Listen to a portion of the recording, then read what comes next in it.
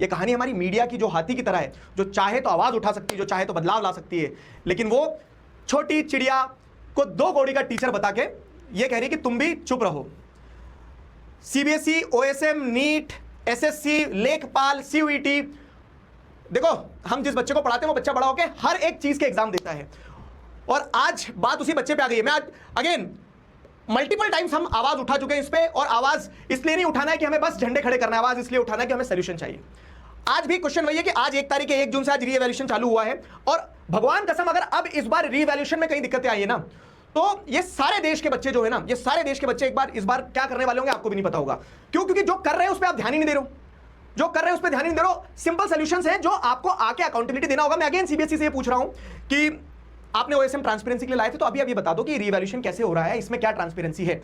Grace marks की जो बच्चे कंटिन्यूअसली डिमांड कर रहे हैं, और ग्रेस मार्क्स क्यों मांग रहे हैं? क्योंकि वो खास करके वो बच्चे, जेन्युइन पॉइंट है, एक भी पॉइंट इरैशनल नहीं है, वो बच्चे जिनका जेई क्वालिफाइड है लेकिन वो 75% का क्राइटेरिया फुलफिल नहीं कर पा रहे हैं, रीवैल्यूएशन के लिए अप्लाई नहीं कर पाए थे क्योंकि वेबसाइट बंद हो गई थी। तो स्पेसिफिक केसेस को आप कैसे रिजॉल्व करोगे, इसका एक सोल्यूशन चाहिए। वो जो कॉलेज एंट्रेंस एग्जाम, मतलब कॉलेज एंट्रेंस के क्राइटेरियाज हैं, 75% का बेंचमार्क है, उन पे आप क्या स्टैंड ले रहे हो।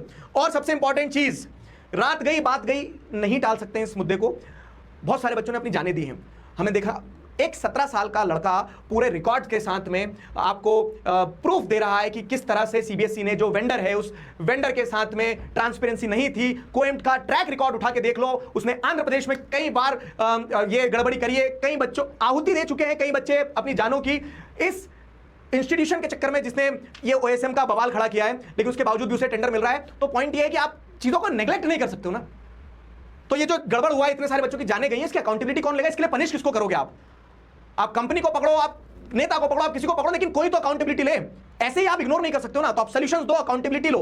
और तीसरी चीज इसके बाद में कि हमें मिलके सॉल्यूशंस निकालना है। हम सब एक बस में बैठे हैं, वो बस जा रही है, खाई में गिरने वाली है, ये तय है, लेकिन हम उस बस के अंदर बैठ के एक दूसरे की सीट के लिए लड़ रहे हैं।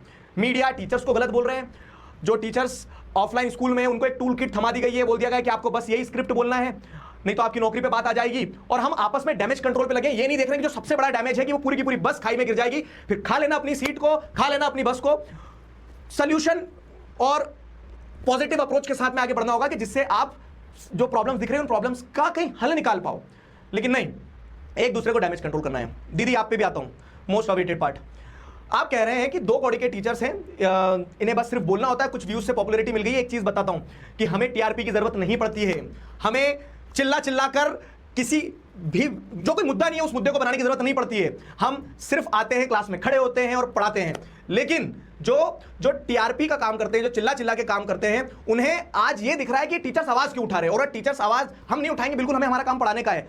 लेकिन जिस बच्चे को साल भर पढ़ाया है, जिस बच्चे के साथ में साफ अन्याय होता दिख रहा है, हम उसके लिए आवाज उठा रहे हैं, उसके न्याय के लिए आवाज उठा रहे हैं। और कायदे से ये काम आपका था, शायद आपको याद हो तो याद दिला दूं। आपका काम ये नहीं था कि मेलोडी की सेल्स कितनी हुई वो बताना। आपका काम ये नहीं था कि शिल्पा शेट्टी ने अपने किचन गार्डन में लगे बैगन से भरता बनाया कि उस बैगन से खींच के आपको मारा।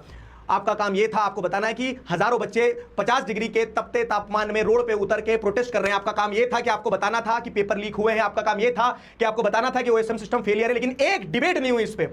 आपका काम यह नहीं था कि आप आके ये बोलो कि टीचर 2 कौड़ी के ये क्यों आवाज उठा रहे हैं। आवाज उठाएंगे हम, किसी से डरते नहीं है कि जो हम आवाज रुक जाए। और मैं हमेशा से कहता आया हूं क्या कि एक रीढ़ विहीन शिक्षक जो है, एक डरा हुआ शिक्षक जो है, एक ऐसा समाज बनाएगा जो समाज आगे कभी अपने पैरों पे खड़ा नहीं हो पाएगा।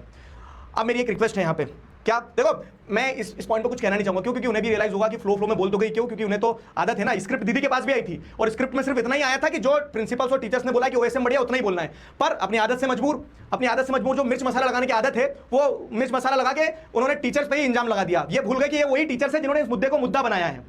तो अब मैं उन सारे टीचर्स से रिक्वेस्ट करूंगा क्या कि देखो हम सब अगर एक साथ हैं तो बहुत मजबूत हैं। और मैं ये देख रहा हूं बहुत सारे ऐसे टीचर्स हैं जो चाहें तो उनकी आवाज से बहुत बड़ा बदलाव आ सकता है। बात सिर्फ सीबीएसई की नहीं है, बात सिर्फ 12वीं के एग्जाम या सीयूटी के एग्जाम की नहीं है।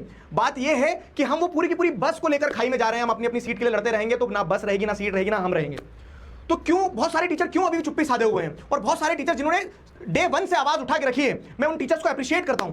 और मैं रिक्वेस्ट करता हूं सारे बच्चों से कि आप टैग करो सारे टीचर्स को कि अभी नहीं बोला तो कभी नहीं बोलोगे। अगर आज नहीं बोले तो कभी नहीं बोल पाओगे। क्यों? क्योंकि आप नहीं बोलोगे तो ये लोग आएंगे, प्राइम टाइम पे आके चिल्लाएंगे, ये बता देंगे टीचर ही गलत है। बिल्कुल भी इसमें संकोच मत करना, किसी ना के बोलते कि सब कुछ टीचर का ही रचा हुआ षड्यंत्र है। हम किस तरफ जा रहे हैं ये सवाल है, हम किस तरफ जा रहे हैं